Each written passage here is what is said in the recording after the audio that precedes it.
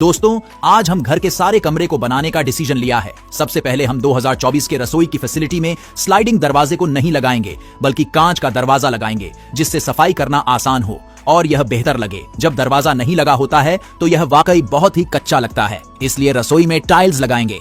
दीवारों पर छोटी सी चीजें नहीं लगाएंगे, इसे बड़े प्लेट्स में बदल देंगे जिसमें टाइल की झिल्ली कम हो। आधी ऊंचाई के ऊपर में एक खूबसूरत अलमारी बनाएंगे और इसके नीचे 2 हैंगिंग अलमारी बनाएंगे, जिससे सामग्री को आसानी से लिया जा सके और काउंटर स्पेस भी मिले। कोने में सिंपल अलमारी नहीं बनाएंगे, इसमें कुछ भी ढूंढना मुश्किल होता है, इसलिए यूनिक स्टाइल का अलमारी बनाएंगे जिसमें से सामान रखने और निकालना बहुत आसान होता है। यहाँ पर यूनिक स्टाइल का बेसिन बनाएंगे, जिससे यह रसोई बहुत खूबसूरत और लग्जरियस दिखता है। आगे बढ़ते हुए इस लिविंग रूम में सोफा को और नहीं खरीदेंगे, क्योंकि इस सोफा के नीचे गंदा होता है, इसलिए इसे हटा देंगे और यहाँ पर बालकनी तक प्लेटफॉर्म बनाएंगे ताकि इसे ऑफिस या चाय पीने के लिए बनाया जा सके। और लकड़ी की पट्टियों को दीवार के पीछे बढ़ाएंगे और उस पर बैक रेस्ट और सॉफ्ट कुशन रखेंगे जो खूबसूरत और टिकाऊ है। नीचे दराज में सामान रखने के लिए बनाएंगे और इसके साइड में लो अलमारी बनाएंगे जिसमें छोटे मोटे सामान को रखी जा सकती है।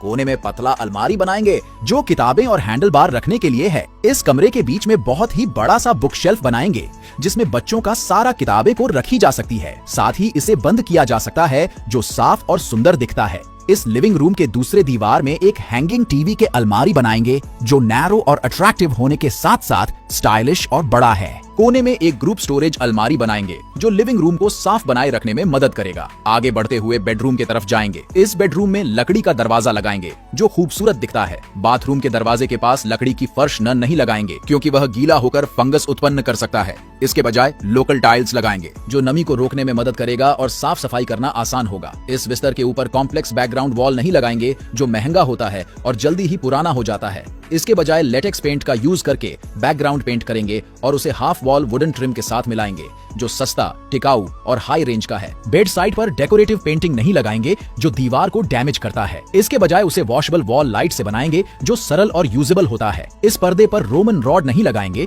जो ऊपर से लाइट को अच्छी तरह से छोड़ता है। इसके बजाय इस पर कर्टन बॉक्स लगाएंगे जो अच्छी तरह से लाइट को कंट्रोल्ड करता है, स्मूथली खुलता है। और इलेक्ट्रिकल और इलेक्ट्रिक कर्टन के लिए स्पेशल प्लेस बनाएंगे जिससे इसे आसानी से खोला जा सकता है और इसे इस्तेमाल किया जा सकता है। यहाँ पर वॉल माउंट एसी नहीं लगाएंगे जिसकी बाहरी पाइप गंदा लग सकता है। इसके बजाय छुपी हुई पावर और बैकआउट पाइप लगाएंगे जिसके मदद से एसी को हैंगिंग करेंगे। यहाँ पर सीलिंग लाइट नहीं लगाएंगे जिसमें सभी मक्खियां होती हैं। इसके बजाय हम डायरेक्टर लाइट्स लगाएंगे जो मॉडर्न और सुंदर दिखते हैं, जो कमरे को उजाला कर देता है। यहाँ पर वेबसाइट टेबल नहीं लगाएंगे जो कपड़ा की दरवाजा को ढक देती है। यहाँ पर कपड़े की अलमारी के साथ साथ बेड साइड टेबल बनाएंगे जिस पर एक बार में धोए नहीं जाने वाले कपड़े लटकाए जा सकते हैं। इस टेबल के ऊपर टेबल लैंप नहीं लगाएंगे जो जगह लेती है और आसानी से गिर सकती है। इसके बजाय इसमें छोटी सस्पेंडेड लाइट लगाएंगे जो फैशनेबल है और यह जगह नहीं लेता है। आगे बढ़ते हुए दूसरी बेडरूम में जाएंगे। इस छोटे साइज के बेडरूम में पुराने स्टाइल से नहीं बनाएंगे। इस बेडरूम का एरिया बहुत छोटा है,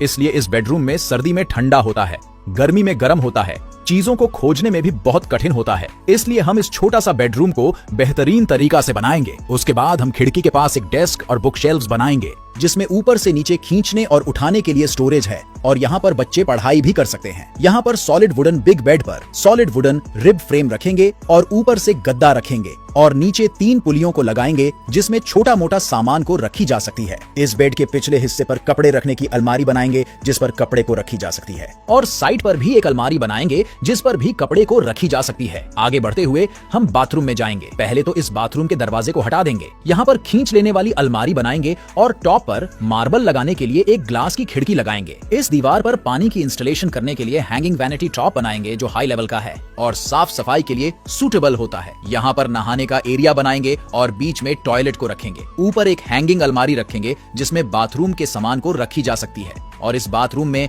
कांच का स्लाइडिंग दरवाजा लगाएंगे जो खूबसूरत दिखता है। अंत में इस खूबसूरत बेडरूम के नजारे को देखो और इस खूबसूरत और लग्जरियस लिविंग रूम के नजारे को भी देखो।